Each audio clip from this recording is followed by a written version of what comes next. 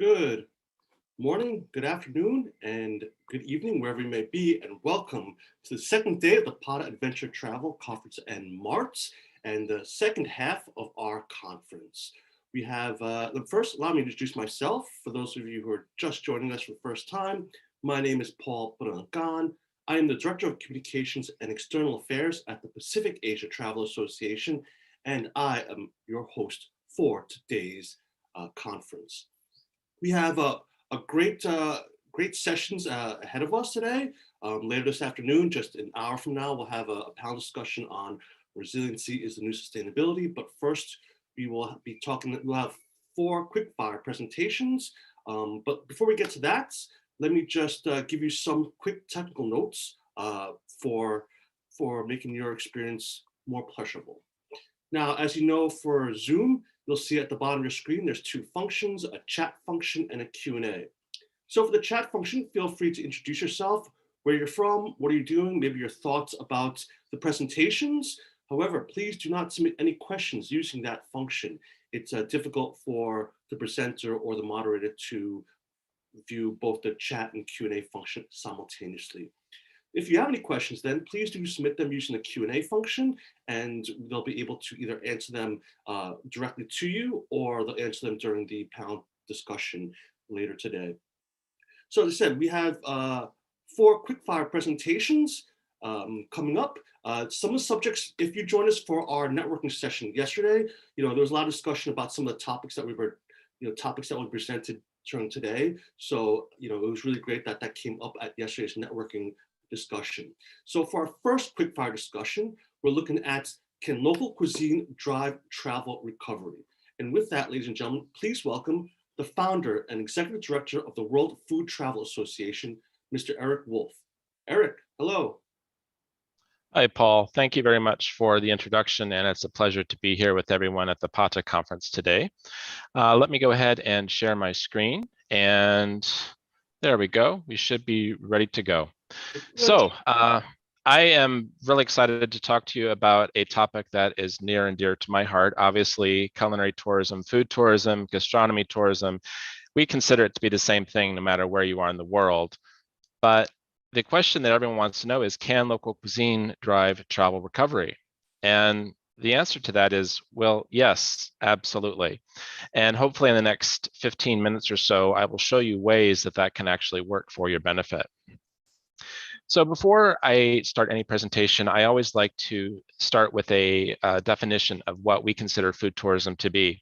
There are many different types of definitions around the world. Some of them are very elaborate and go into room nights and dollars spent or economic impact and things like that.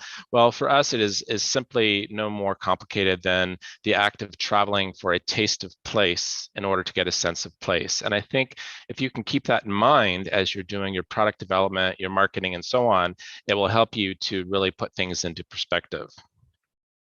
So when we talk about the food tourism industry, it's helpful for us to understand the scope of our industry.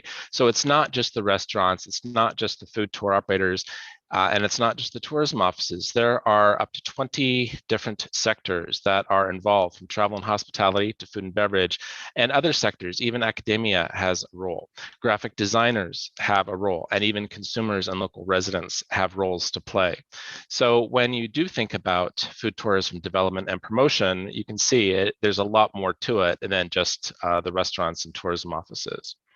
So the first point that I would like to make is that all visitors eat and drink. And when you think about it, not everyone does go shopping. Not everyone is going to go to a museum or visit a show or even engage in physical activity. So for all of the adventure travel operators in the room, there may be people who have reduced mobility or simply not interested in adventure travel. They may be traveling with someone who is, for example, perhaps it's a family and one or two of the family members are not so interested in that physical activity. It does happen, and the important thing to remember is that everyone still eats and drinks. So if you have 100% of visitors coming into your destination eating and drinking, you can send them away with memories of the local food and drink or with chain burgers and chain coffee. So which would you rather? And I would also like to point out that a lot of the comments and insights that are in today's presentation come from our 2020 Food Travel Monitor, the special COVID update, and also our latest 2021 State of the Food Travel Industry report. We know from our research that 53% of all leisure travelers choose their next destination based on food and drink. And this is up from 45% just 4 years prior. So you can see that this is trending in an important direction. More than half of all people are interested in interesting food and drink products and experiences.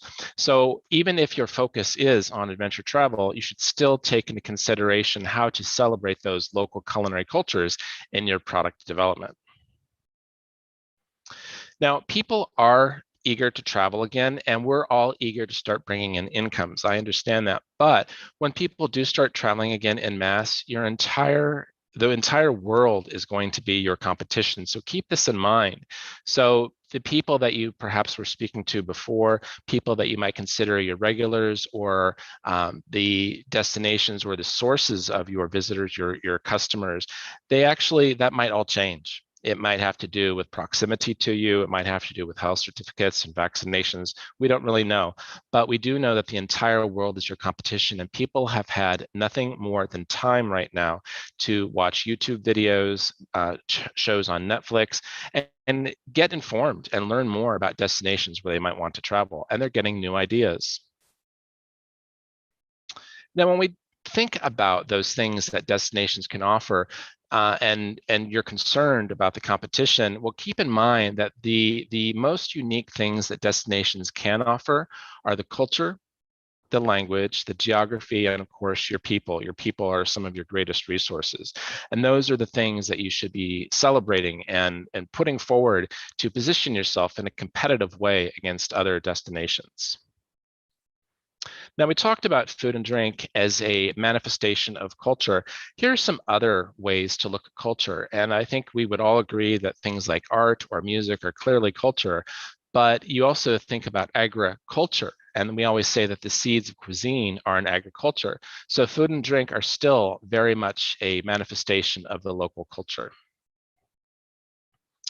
Now, I would like to also show you this food tourism value chain. We created this graphic a few years ago to help people understand the impact of value-added food and beverage products. So if we look at agriculture, and like I said, the seeds of cuisine are in agriculture, and you add value to it. So the example I use here is milk, and you do something to that milk, you change it, and you transform it, and then that milk becomes ice cream. But then that goes into the food service industry where dessert is served, and it may be a frozen yogurt or something not very interesting, just a dessert for dessert's sake.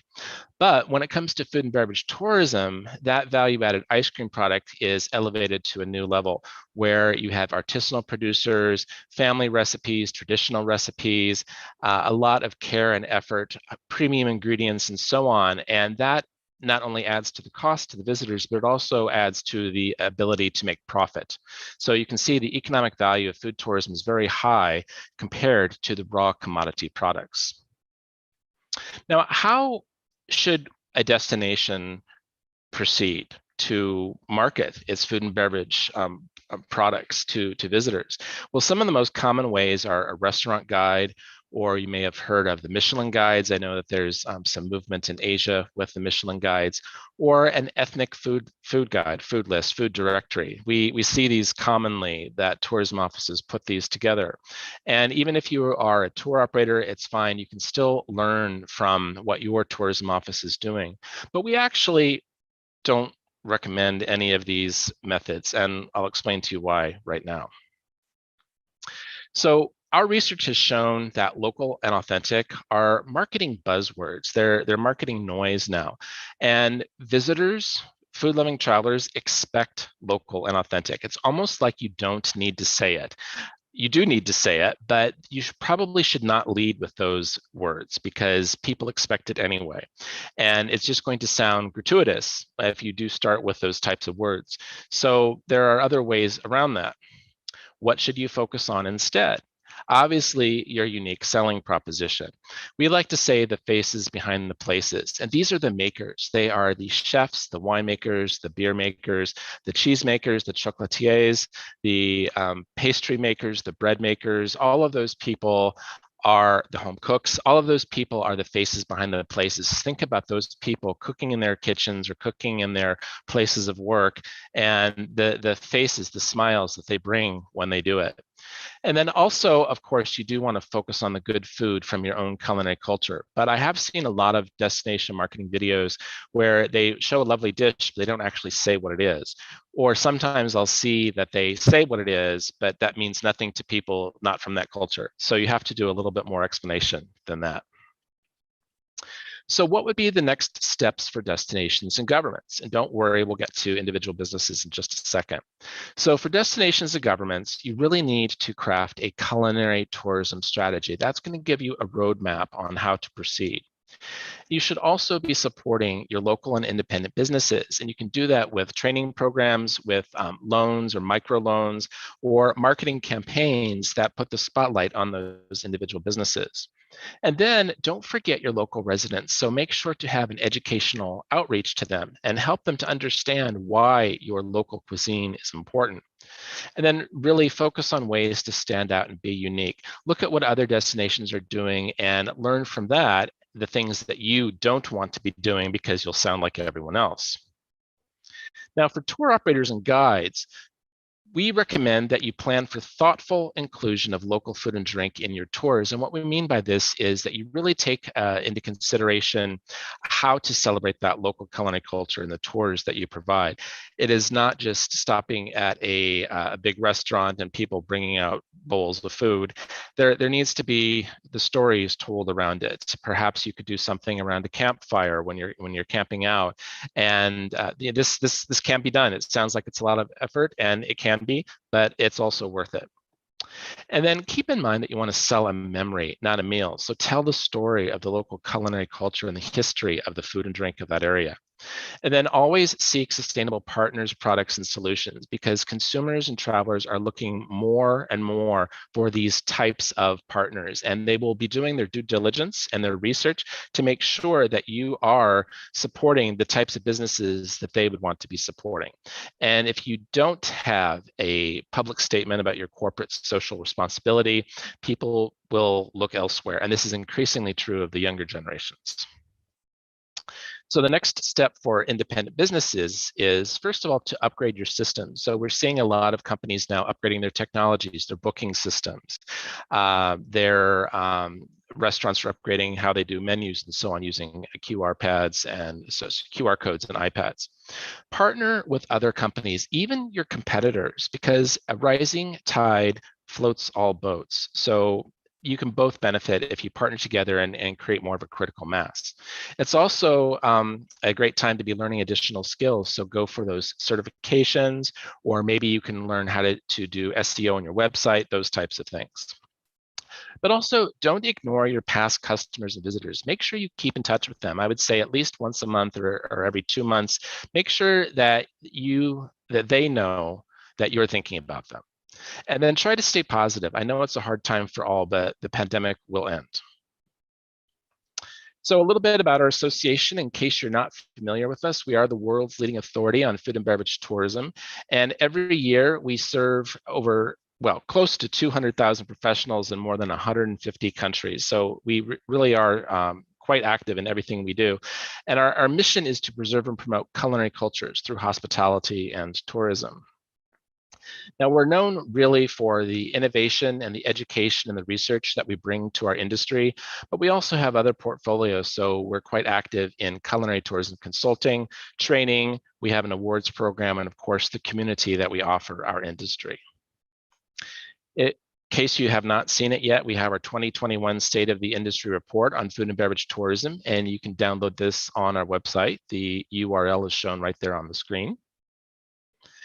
And some of the things that we also offer to help you recover from the current crisis we're in, we've just launched our Culinary Capitals program, which is designed to celebrate culinary cultures around the world.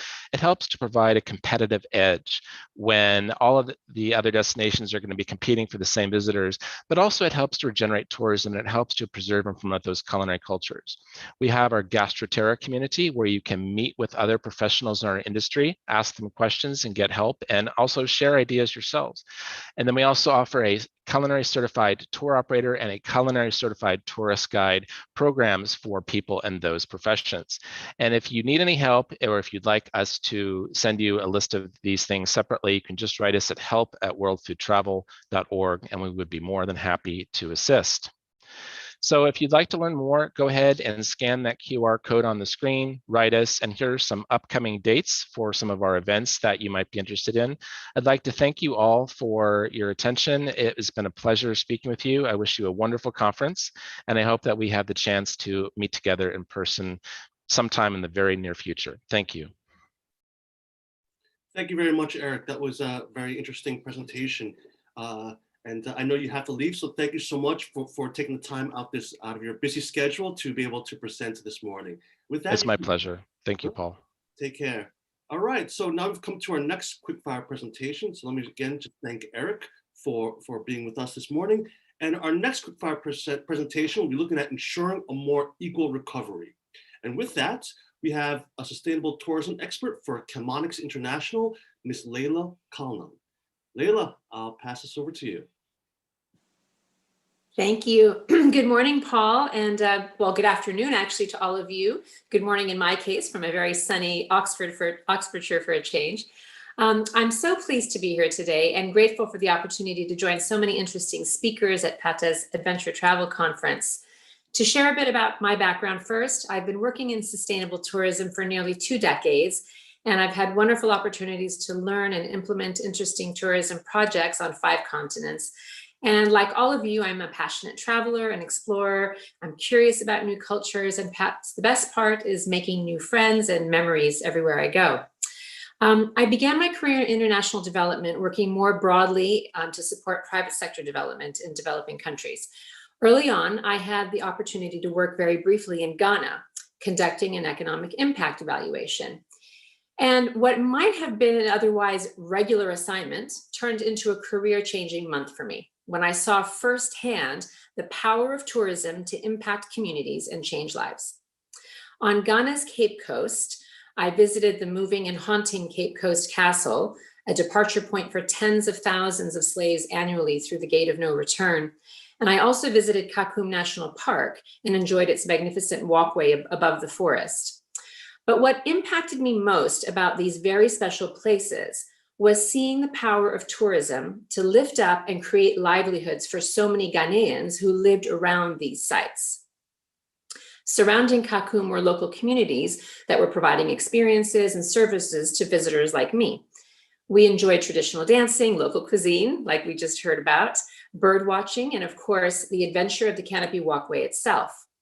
Seeing women and young people engage in small tourism enterprises, sharing their traditional practices, whether it was basket weaving or soap making, or perhaps their traditional festival celebrations, created real opportunities and supplemental livelihoods for so many of them. It was during this trip that my passion for travel turned into what's now an obvious realization that tourism is powerful and can change lives.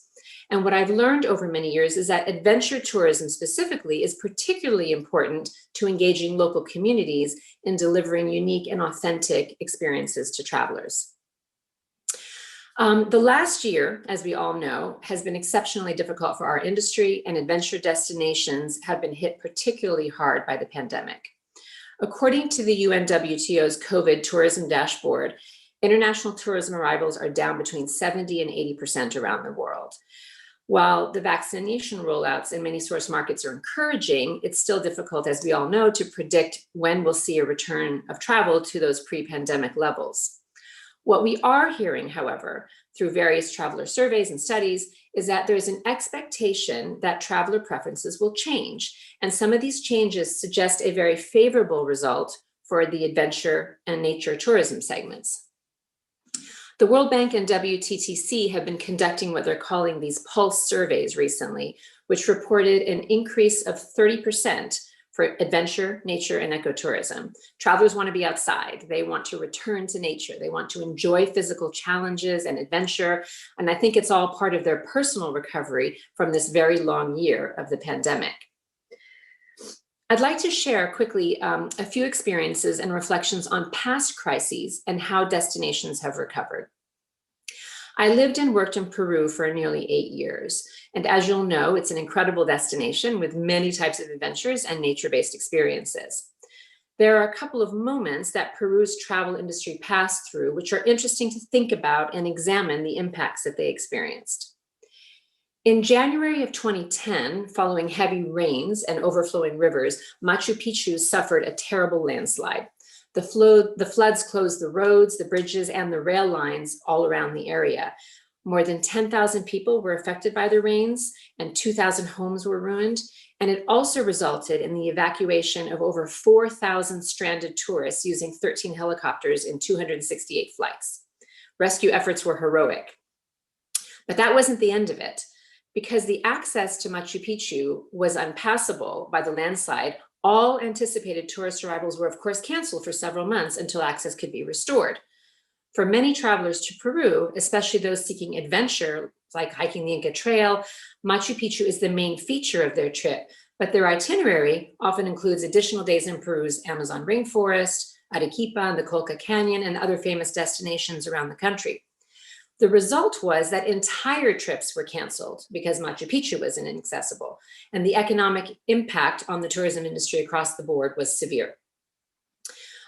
Without going into great detail, Peru had yet another earlier crisis with the 1991 cholera outbreak, which brought tourism to a standstill overnight for obvious reasons and caused the near collapse of the industry, with many businesses unable to recover. But of course, as we know, Peru's industry recovered. We've seen it flourish over the past decade with consistent growth levels, especially the ever-expanding nature and adventure segments. So what did the government of Peru do to help support the recovery?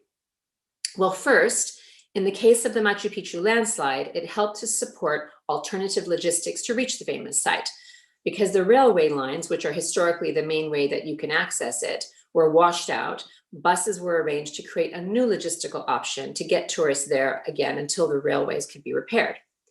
In the case of the cholera outbreak, the government developed new sanitary procedures, retrained restaurant staff, and communicated these new protocols and procedures to help restore traveler confidence to post the outbreak. With Machu Picchu, once the railway was operational, the government supported a large marketing effort to restart tourism and to publicize the alternatives available to get in and out of Machu Picchu, also helping to restore confidence. Today, as we face the COVID-19 crisis, despite its massive economic challenges, the government of Peru has managed to support the tourism industry with at least a 30% furlough of salaries, and has also introduced something called the Reactiva loan scheme for tourism businesses, with a very low 1.2% interest rate, a 2-year grace period before they have to begin repayment, and a 4-year loan repayment period, which may be extended. This will not solve everything, but these are concrete measures taken to help support the tourism industry during its recovery period. With respect to crisis and recovery, I'd like to note something else worth remembering, and for me, it's actually very encouraging. The global economic crisis of 2009, that took 10 months for the first month of positive growth in tourism arrivals. The tragic September 11th attacks took 6 months for the first month of positive growth, with intermittent periods that followed. And SARS, which was the first pandemic of the 21st century, took 5 months for the first month of growth, and tourism arrivals grew relatively consistently thereafter. We have seen rebound after crises like this. So I think it all gives us reason to be hopeful. There will be an end in sight. As the gentleman before me said, there are many indications suggesting that adventure travel segment will return strong and with substantially greater demand from pandemic-weary travelers. As we nudge towards the end of the pandemic, it's important to reflect on what the recovery will look like. As a global tourism community, what can we do to support a more equal recovery? Tourism has the potential, and I know many of us have witnessed it firsthand, to be a tremendous equalizer. It doesn't require extensive education to participate, and there are many different ways to participate. Energy and charisma are always a plus, but there are many points along the industry's value chain and supply chains where jobs can be created and local people can participate and create alternative livelihoods. In support of a more equal recovery, I would propose that we put the greatest energy and focus specifically on engaging women in tourism. There are many jobs and opportunities for women in our industry, both as employees, but also as entrepreneurs and business owners. For those of us who work in the industry, we can support with retraining and upskilling women in hospitality and services. For the adventure and nature segments, we can support women to be trained as guides. We must provide leadership within local communities for women, for example, how to manage and develop their community's tourism resources. And we must promote greater digital engagement for women in tourism, for example, improving the direct access to markets using technology. As travelers ourselves and for our clients, there are many ways we can support women in tourism. We can support women artisans. There is a tremendous tradition of women working in handicrafts and as artists around the world. We can choose with intention where we spend. And this can be online, by the way. It doesn't have to be just craft purchases in country, but it can be our craft choices that we purchase online too, not just when we travel. We can seek to work with female-led tourism businesses and cooperatives in our travels. We can partake in workshops, classes, and traditional activities that women organize for tourists. So let's keep women top of mind in our tourism support when we work to support an equal recovery in the coming years. The final area I'd like to speak about today is to help us think about a few tourism solutions as we start to move to the other side of the pandemic. What can we do differently this time around? I believe that first we must involve local communities more in adventure and nature tourism. By the way, in about 20 minutes, my friend Jeremy Sampson will be speaking here in more detail about putting communities first. But communities living near areas of natural beauty must have the autonomy and control over how they use their unique sites. We have seen all over the world how tourism can be an equalizer and can generate livelihoods for communities, but only if they develop and regulate how their tourism resources are managed. By ensuring equitable distribution of tourism benefits, communities themselves will guard against the negative impacts that can be caused by tourism. Communities will ultimately protect their assets if they experience the benefits. A second point that we must consider is how to work towards value instead of volume for adventure and nature tourism specifically. This means examining existing products and experience for their COVID readiness and making sure they meet post-pandemic traveler expectations. Refining and upgrading adventure tourism experiences will capture returning travelers who are able to spend post-pandemic and who are looking for a return to nature and adventure after a very long year. Looking to the longer term, creating adventure products at a higher price point that give unique and authentic experiences will attract higher spenders and benefit local communities, rather than volume, which will adversely affect and impact those special destinations. Finally, we must look at the policy environment in adventure destinations and help create the conditions necessary to restore traveler confidence as we come out of the pandemic. This means greater collaboration between the private sector and all levels of government, local, municipal, regional, national. There must be an organized approach by destinations that provides consistency and clarity on vaccine rollouts, testing, traveler guidelines, health and safety protocols, all key factors that our adventure tourists will be watching and that will influence their booking choices based on a destination's performance in these areas. Related to this, as someone who works in the donor-funded tourism world, we must appeal for support to simply help keep the lights on. I'm sure you've heard that expression a lot recently for so many tourism businesses. This is the time for generous grant funding, for wage assistance, for marketing support, to name but a few areas that the donor community can help with during this time of recovery and repositioning. I hope this has been useful to reflect a bit on the impacts of the pandemic on adventure tourism and what possibilities there are as we start to come out of a very difficult year, and perhaps what choices we might make as individuals, businesses, and practitioners to help ensure a more equal recovery. I hope we can all work together to achieve this, and let's stay optimistic and work together to get to the other side and rebuild a more equitable and sustainable tourism. Thank you very much for your time, and hope to meet some of you in person at some point. And Paul, I'll hand it back over to you now. Thank you very much, Layla. That was really great. There was a lot that you said there, a lot to unpack, but really comprehensive. Thank you so much. And with that, I'll let you leave and go out. You can just stay, or you can go out with the rest of your day and take care of whatever you take care of. But once again, thank you, Layla, for that very comprehensive presentation about how we can ensure a more equal recovery. And if there's any questions you might have for Layla, feel free to send it to us or put it in the Q&A, where we'll be happy to pass it along to Layla. So thank you very much. And now we've come to our next quickfire presentation, and we'll be looking at the future of online experiences. And with that, we have the group head of destination marketing for APAC at TripAdvisor. She's also a very good friend of PATA. Ladies and gentlemen, please welcome Ms. Sarah Matthews. Sarah, over to you. Thanks, Paul. Hi, everyone. I hope everyone is keeping well. Thanks, Paul. Start this. Hopefully you can all see the screen. Let me know if you can't. So I'm really excited to be here with you guys talking about the future of online experiences. I think something that we're facing in Asia Pacific is that domestic tourism is really our only option right now. And it's certainly not something that our own communities tend to do a lot of.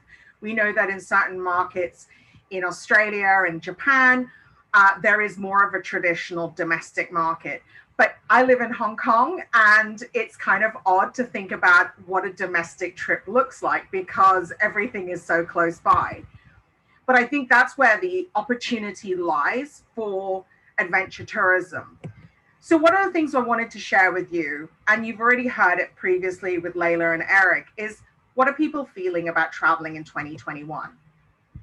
When we asked our consumers earlier this year, the two words that came to mind was happiness and excitement. And whilst right now in Asia Pacific, across the APAC region, we're struggling with third waves, fourth waves, and the travel bubble between Singapore and Hong Kong has collapsed again. We are facing some challenges. But I think that the one thing that has been absolutely proven by this pandemic is that people need to travel. In the past, it was a desire, but I think we've all come to the conclusion that for physical and mental well-being, travel is really something we need, and we hear it everywhere. The first thing that people want to do is go on holiday. And what we know is that looking at our audience from around the world, that 46% of consumers are more comfortable traveling in 2021 compared to 2020. Now, we have to remember that due to the pandemic, nothing is linear. We're going to go backwards a little bit, and then we'll go forwards a bit. So, right now, for example, in Hong Kong, we have very low numbers. So our staycation opportunities are really positive. If it goes backwards again, then we'll probably go into another phase where we won't be able to travel locally, even on the weekends. What we've been looking at is what are consumers doing when they're looking at traveling in 2021? There's more time spent on planning than there ever has been. And I think part of that reason, as Layla mentioned, is that we don't yet have a global standard as to how borders are going to open up and what travel looks like. And so hopefully we'll get there sooner rather than later. But 74% are looking at destinations. And I'm going to touch on that in the next slide about how important it is to be making sure that your information is really transparent. 71% are looking at accommodation, 70% are looking at things to do, 66% are still reading reviews, 61% are selecting restaurants, and 55% are looking at flights. So I talked about destination. And again, you have to break this out sort of globally. But overall, most travelers right now that we can see when they're selecting a travel destination, they're more likely to look at destinations where the number of infections or fatalities are low. And the other area that they're looking for are destinations with high engagement in hygiene and sanitation practices. We won't be able to delve into it today, but one of the things we need to think about is in the short-term recovery, how will we manage the different types of travelers from different regions? I live, as I mentioned, in Hong Kong. Since January 2020, we've been masked up. We are used to having our temperatures taken at every venue. If I'm going out, even on a hike, I'm masked up. But as we open up our borders, we have to think about our international audience. What will our US travelers coming to Asia, what will their expectations be and how will we manage that? And vice versa. So it's something that we need to think about and plan for as we start moving into the recovery phase. For adventure tourism, there's a real opportunity, and that continues to be. We've seen that people are continually planning to do road trips. They're still planning to do a lot of beach trips. And really the idea is getting out and about. We can see that 1 out of our 2 consumers are planning an outdoor adventure trip. And that's really positive. So that adventure side of travel is a great way to encourage people to go off the beaten path and discover something that they've not done before, particularly because there is that pent-up demand. And when we look at what people are doing, we can see that people are looking at weekend getaways. One of the things we've also defined is that in the past, we look at travel as international and domestic. We're actually looking at local as well. So we can see this particularly in larger destinations where, what am I going to do this weekend if I'm living in Taipei? I might not be able to go on a weekend getaway, but I want to know what I can do this weekend that is different. And that's a real opportunity for operators to shift their thinking and really align with the types of products that will make sense for a local. I live in Hong Kong. I was born here. I feel like I know the city incredibly well. So I don't want to do a standard tour or a standard adventure experience. I want to do something that I've never thought about doing before. And that's an opportunity to develop that. There's an experience very close to my home, but I didn't know about it. And it's actually a getaway where it's totally Wi-Fi free, and you learn to get back to nature, something I never thought I'd be thinking about doing in Hong Kong. But those are the things that you need to start thinking about, is adapting to what products will work for your domestic and your local audience as we wait for international to return. As we can see, some of the things that have been really people have been focused on in 2020 and 2021 is we've seen a real growth in hiking, in camping, in kayaking. Anything to do with the outdoors has seen major growth. So destinations in Asia Pacific, if you've not got plans to create things like through hiking, it's a really popular experience. People are looking to hike and stay overnight and do maybe 3 days, 2 nights. How can you develop that into a really great adventure tourism product that is also sustainable, but also you can charge the more high-end prices? So thinking about that adaptability to your products is really critical. When we look at what consumers are looking for, broken down by each area, we focus a lot on experiences and attractions. And one of the things that people really, really want to know is up-to-date information, particularly related to local restrictions. And these are very fluid. As I mentioned, right now, there are certain things that I can do in a group of 4, but I can't do more than a group of 4. Sometimes it can be up to a group of 8. And this will differ from city to city, state to state. So the consumer is desperate for information. They're also going to always continually look for promotions. What are the great deals out there? They want to travel, they want to experience, but they also want to be able to get the most bang for their buck. It's critical to look at the safety information that you're sharing. People want to know in advance. If I'm going to be doing a hiking tour to look at Chinese medicinal plants across the island of Lantau, I want to know, am I required to be masked up? What will the eating practices be like? Is it a shared picnic with 30 people? All of that information is critical, as well as making sure that there are some really good discounts as well. When we look at the things that people are doing, we can see that tours, sightseeing, and cultural tours make up about 45% of what people are booking right now. 26% are booking outdoor activities. So that huge focus on outdoor and pulling in those experiences that Eric and Layla talked about previously make up that entire journey. And there's a way to do it so that you can make sure that people are experiencing those local elements that they probably hadn't thought they knew about. And we still see that most bookings come from businesses that have really high reviews. They've got 5 bubble ratings from consumers from around the world. And we see that over 61% of consumers are actually booking these businesses and properties. So just really quickly to share with you, in the first quarter of 2021, what were APAC travelers looking to do? So the majority of APAC travelers were really looking at doing about 1 night. And again, that's really broken out by what we're seeing in terms of the different waves. So cities like Singapore and Hong Kong, Tokyo, for example, you're probably likely to see those 1 night trips.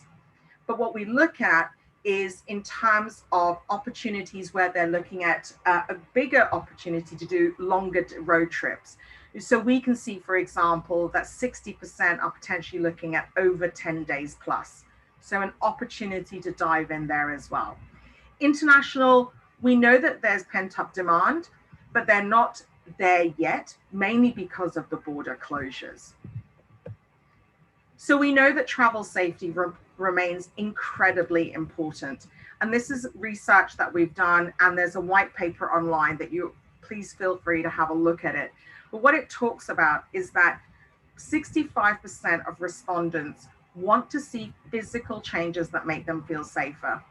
And seeing a checklist makes it really helpful for them. And on TripAdvisor, we launched our travel safety feature last year. And it's a free service that businesses can just upload. What are you doing in terms of requirements, in terms of travel safety? As I mentioned, whether or not what kind of sanitation you're doing, what mask wearing, things like that are really helpful. And specifically, we've broken down some guidelines as well. So we know that 82% are looking at increased frequency of disinfection of high contact equipment.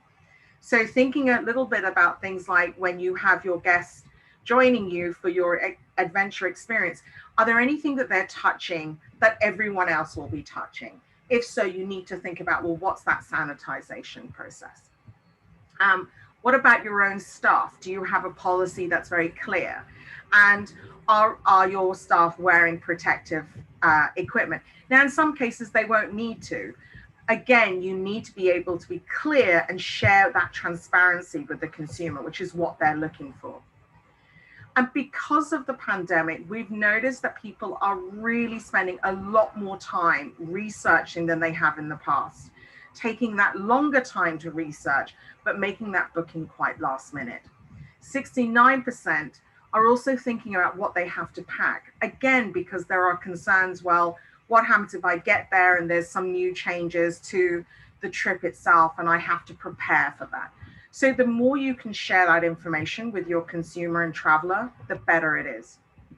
What we've also seen is that businesses in Asia Pacific that have updated their travel safety feature have seen a 3 times faster recovery than those that haven't. So what I wanted to share with you guys before I end is that, you know, we do have to focus on domestic.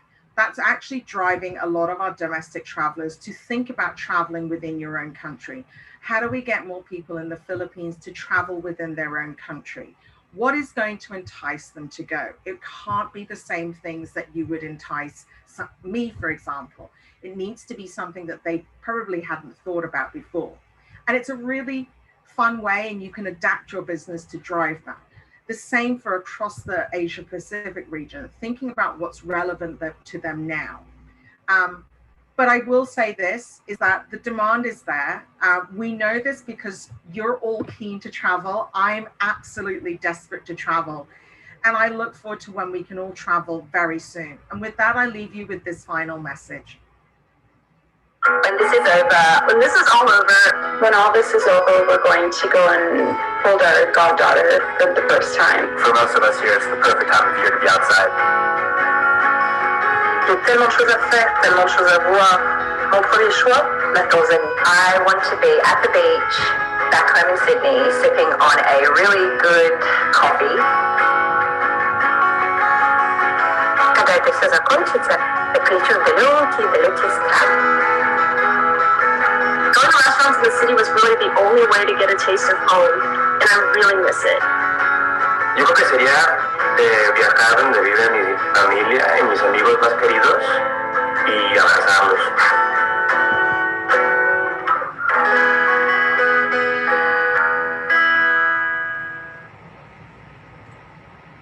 Thanks very much, everyone. Back over to you, Paul. Thank you very much, Sarah. Always very professional and fantastic presenter. Thank you so much. Let's put this up.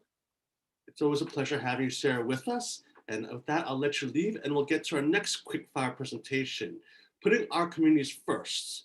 I think everyone has been mentioning Jeremy's presentation about communities. So we'll get right into this. Jeremy is the CEO of the Travel Foundation. So ladies and gentlemen, please give a big round of applause to Mr. Jeremy Sampson.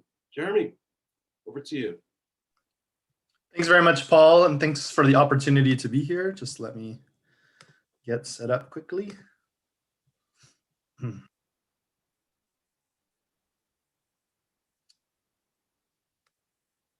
There we go. Yes, hello everybody. Good afternoon, good morning, depending where you are. My name is Jeremy Sampson. I am the Chief Executive Officer of the Travel Foundation and also the chair of the Future of Tourism Coalition, which I will share with you a little bit about toward the end of my presentation today. I am speaking to you this morning from Bristol in the United Kingdom, and it's a delight to be here. So I just want to start off my presentation with some personal reflections I've been having about this crazy situation that we've all been through.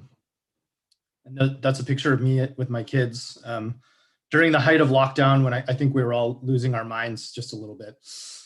So, you know, since the beginning of this pandemic, even the first couple of weeks of this situation, we were asked as humans, as professionals, as family members, to really rethink the word essential. So we were taught who essential workers are. We were asked to limit our travel to only essential trips. We were asked to spend money only on essential things at home and even in our jobs as we thought about how to survive this situation, the pandemic. So this thinking around essential has really got me thinking about the choices I'm making and will make into the future. Another reflection, I suppose like many of you, is that I really miss traveling. I miss traveling a whole lot. I don't necessarily think I miss the crazy hustle and bustle of taking business trips every other week and sleeping in different hotels and being tired and that sort of thing. But I do miss the meaningful connections that you make when you travel. Connections with people in our industry, connections with people in communities, and those amazing connections that you have when you're having a once-in-a-lifetime experience. We've all also learned from this situation that change is possible. And this has been a collective learning, I think, for all of us as a society. I believe that one of the enabling conditions for change is mindset. And we've seen so many changes and adaptations in this life, in our industry, that we never thought possible. And this gives me quite a lot of hope for the future that change may still be possible as we continue to think through how our industry recovers from this difficult and challenging moment. So what I want to do is explore some trends related to tourism and to communities and to think through what are the changes that may already be occurring or that may occur into the future as we go forward. First, I want to acknowledge, like some of my other panelists have done, that COVID-19 has really decimated travel and tourism with deep and lasting impacts that I don't think we can fully know or even understand yet. There's been a particular challenge placed on women, youth, and vulnerable communities. We know that some jobs in our industry have been helped by government support. We know that some companies remain in hiatus. And so I don't think we even quite know the extent of the crisis just yet. I think there's also a clear need to adapt and diversify our sector, because I don't believe the recovery is going to be a straightforward upward trajectory. Yes, we know that there's a lot of pent-up demand, but I do feel that the next several years may be quite uncertain as we go forward. There's been broad recognition among our industry that we can't go back to the way things were before. Maybe because of what people like to call the new normal, so changing visitor behaviors, changing resident attitudes towards tourism. But also, we've all seemed to agree that this is a once in a generation opportunity to build back better. So I like this phrase a lot. It's something that we've all seemed to have rallied around in travel, and not only in travel, other industries, politicians using this phrase quite a lot over the last 18 months. But I'm concerned sometimes that this is just an overused platitude, unless we really define what better looks like and how it is that we'll get there. And most importantly, how we can make sure that communities are actually front and center in the recovery so that tourism delivers a net positive to local businesses, to residents, and the resources that they depend on. At the same time, throughout the situation, communities have been asking themselves a simple question that I think is actually rather quite profound. That's the question you see on the screen. Why do we want tourism? In the old days, maybe people would have said, we want tourism for tourism's sake, in the years where we were just demonstrating year-on-year growth. But I think many communities are starting to ask whether or not tourism can be a means to an end, helping to deliver thriving communities, to achieve equitable and sustainable development, and to support conservation and enhancement of ecosystems and cultures. So as a result, destinations are increasingly considering how this leads to a new mandate, particularly in destination management organizations. By reframing what success looks like beyond the traditional growth mandate and ensuring that communities have a seat at the table in their destinations, creating a shared vision and a shared agenda for what tourism is look like. I think it's time that success is reframed beyond the typical indicators that we've used in the past, like arrivals, like contribution to GDP, and where we really start to balance that out, not necessarily an anti-growth message, but incorporating things like equitable benefits for communities, inclusivity, quality of life for residents, and impact on resources and biodiversity. Businesses are also finding that they'll need to be more responsive to the needs of communities going forward, recognizing both the risks and the opportunities inherent in their role within the destination ecosystem.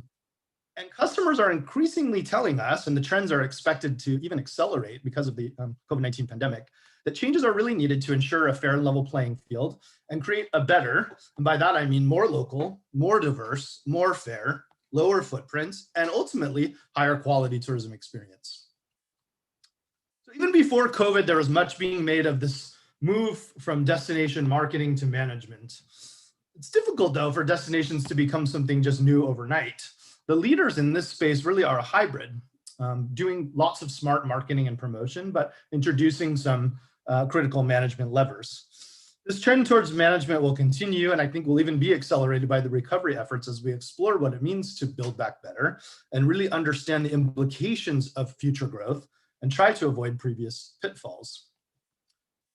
In several destinations, and I know I have European examples here, but also in certainly in Asia Pacific, tourism growth before the pandemic had reached a point where it was beginning to hit destination limits, increasingly recognizing the negative impacts in the wider destination. So we were seeing, of course, things like over-tourism, huge issues with waste and plastics, and several new strategies were being developed to reflect this. The focus here is on changing from marketing for quality, not for quantity. So the search for quality tourists, as Layla said earlier, from volume to value. But in many cases, quality is understood to mean higher spending tourists, or certainly the same for value, aiming to stabilize volume and grow value by attracting perhaps 5-star guests. But I do think it's important that we do not dismiss particular market segments as inherently undesirable. It simply isn't the case that higher spenders are always better for a destination.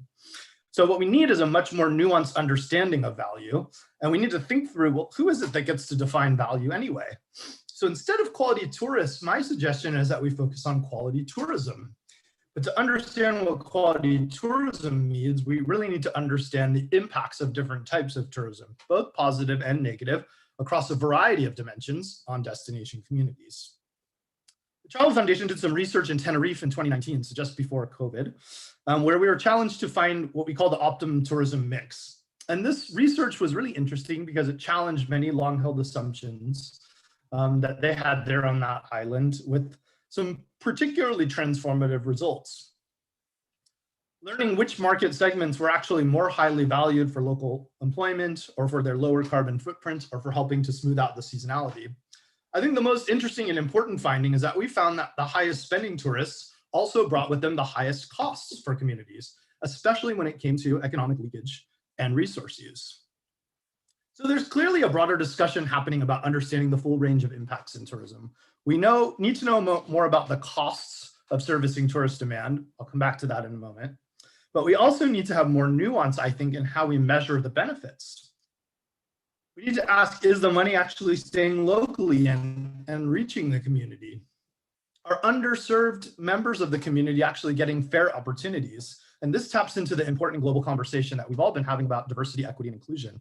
And destinations and businesses are taking a hard look at ensuring that this lens is applied to the tourism supply chain.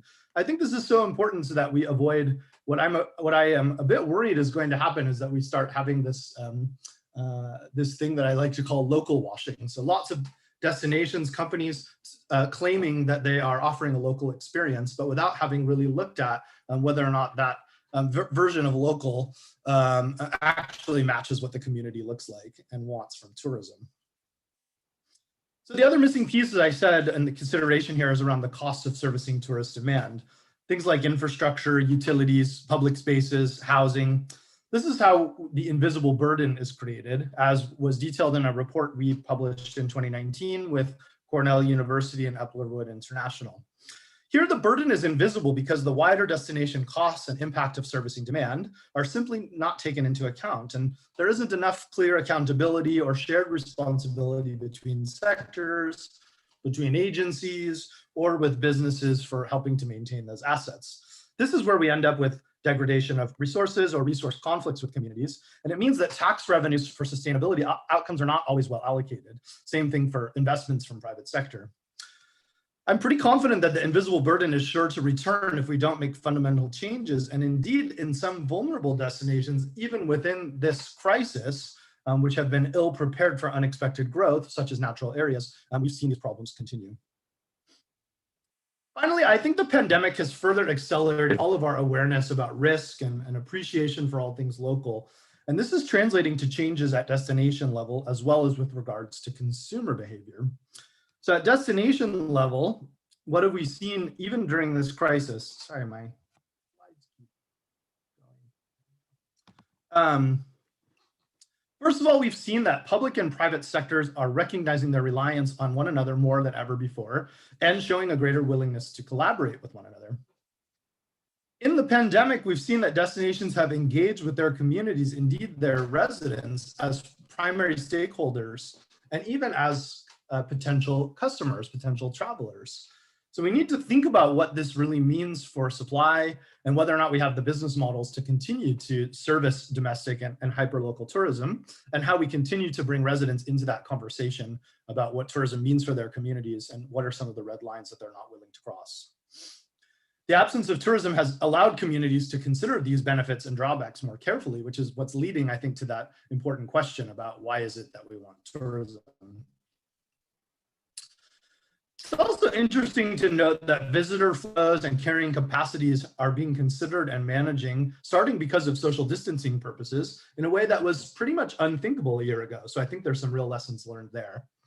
And recovery support packages, as have been played out in destinations like Scotland, are starting to really incentivize social and environmental as well as financial returns to help diversify and improve the tourism offer, invest in local supply chains, upgrade infrastructure, and help communities think about a path to net zero.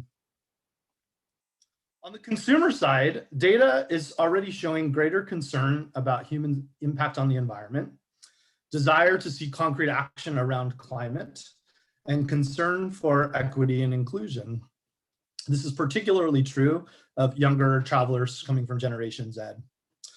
Stronger awareness of how important small businesses are, the livelihoods of local communities are impacting, and how local communities have been impacted by this crisis, not only in tourism, but otherwise, are leading consumers to think that they will prioritize spending with small businesses.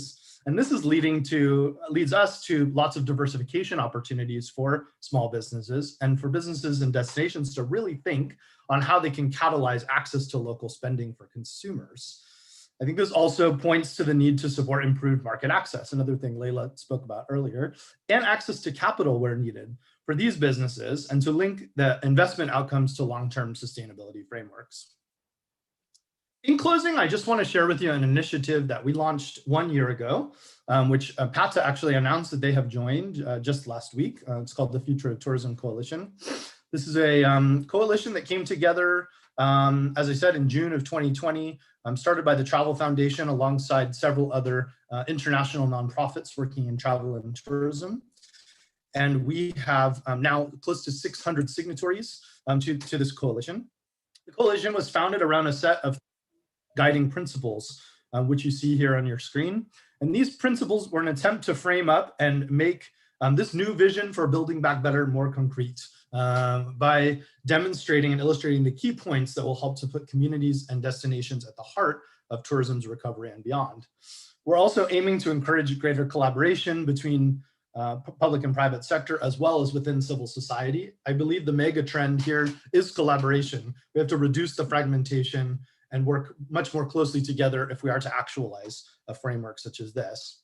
And I think it's important, if we want tourism to be a force for good, and I know that I do and believe that it absolutely can be, and to be a true development priority on the political agenda, we need to create the evidence base for the impactful role that tourism plays when well managed and actualize a framework such as this.